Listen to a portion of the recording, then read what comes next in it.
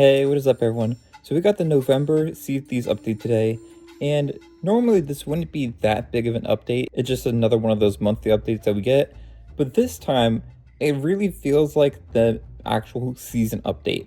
This time we really got all the features that were supposed to be promised last month with the season release.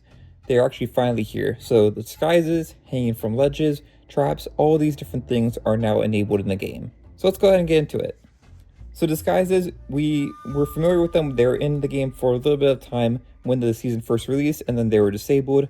Now they're back in the game, and all the combinations are available to unlock all the different types of disguises. So if you're interested in unlocking all of them, I'll leave a link to a video talking about how to unlock every single disguise in the game. Now moving on to hanging from ledges. Just like when you're putting on disguises, when you're crouched, you'll be able to go up to various places on ships and locations in the world, and you'll be able to go over and vault over the edge and hang on the outside of them in order to hide while on a board. So I feel like that feature is pretty self-explanatory. Just have fun exploring the world and different locations on your ship where you can do this. Next up we have traps. Now this is the thing that I was really excited for with season 14, and sadly we didn't get it when the season released, but now it's finally here. So traps are basically a new type of throwable, but it works differently than other type of throwables in the game. Players can find these traps in various storage containers throughout the world and can be used to damage unexpected enemies. These are considered a throwable item, and while players can hold up to 5 in their inventory, only 2 can be deployed at any time. So if you try to place a third one in the world, it will destroy one of your previously placed traps. When a trap is triggered, it will deal a little bit of damage to the opponent and briefly inflict a limp. Sneaky players can also disarm traps by crouching and recovering the trap for later, and you can do this whether it's your trap or placed by another pirate. One really cool thing you can do with traps is you can actually enhance them with additional items. So if you crouch and approach the trap, you're actually able to add things into the trap to give an effect. These can be things like green cursed cannonballs, fireworks, or other type of throwables like the bone collar or fire bombs. Another way to make your trap better is that you can actually partially bury it underground to make it harder for other players to see. Next up, we have changes to the blowpipe. So the Blowpipe Quickfire has been tuned to ensure that it still provides a quick but accurate shot at close range without overshadowing the benefits of a more considered charged shot. Even a brief charge will now deliver a strong mid-range shot, while fully charged shots travel the maximum shot range. I'm assuming this is really to help with PvP, where people found it too slow to use, and someone like myself said not to really use it in a PvP situation. It's better to use something like a flintlock or a blunderbuss or a snipe or the Eye of Reach. Hopefully this change helps, and I'm interested to see how it plays out in the game. Next up, we have changes to monthly updates, and I think this is really good, and I'm interested to see how players react to it. So first we have a first week bonus. So now every time we get a new Sea of Thieves monthly update, players that join in the first week of the game will be granted a little bit of gold and doubloons. I think this is a nice little bonus. I would like to see a little bit of renown added to that too, just maybe to add to it, because I know newer players this is a big benefit for.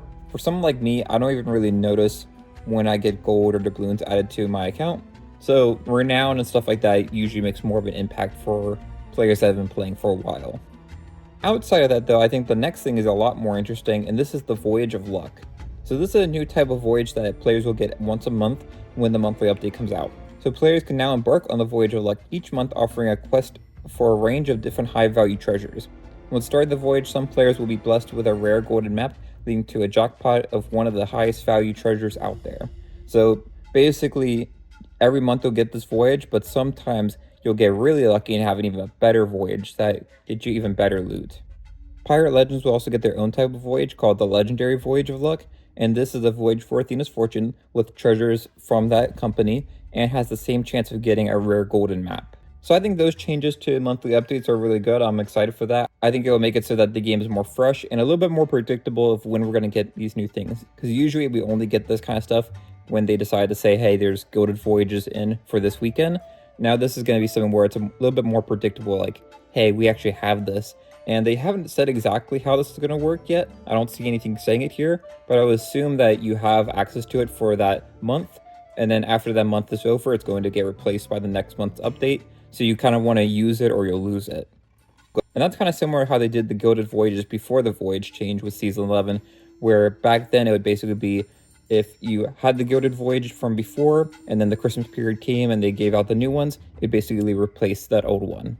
So, something to keep in mind. I would definitely recommend trying to do it, and keep an eye out the seas, because now with this Voyage of Luck out, there's going to be a lot of high value treasure available to steal. Next up, we have some new stuff for the Outpost cosmetics. So the Outpost weapons shop has new Ironwood Carpenter weapons, includes the Cutlass, Pistol, Blunderbuss, and Eye of Reach. I wish we had some of the newer stuff like the daggers and stuff, but maybe those will come in the future. The clothing shop also got some new clinch shirts in 4 colors for all pirates to purchase, as well as the Pirate Legend hideout has been stocked with the new ghost cutlasses to buy. So that's pretty cool. The Pirate Emporium also got a bunch of new cosmetics, as you'd expect.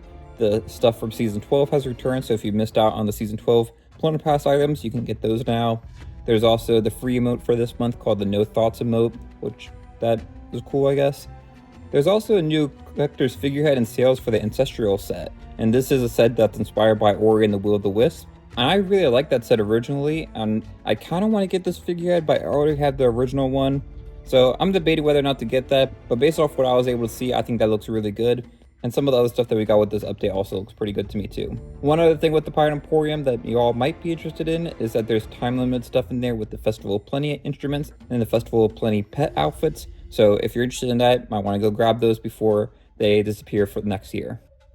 Next up, we have some gameplay improvements. So quick switching using crouching, that was basically something that they re-enabled. They brought back crouching in a previous update, and then they basically said like they knew this was a problem and they were going to fix it.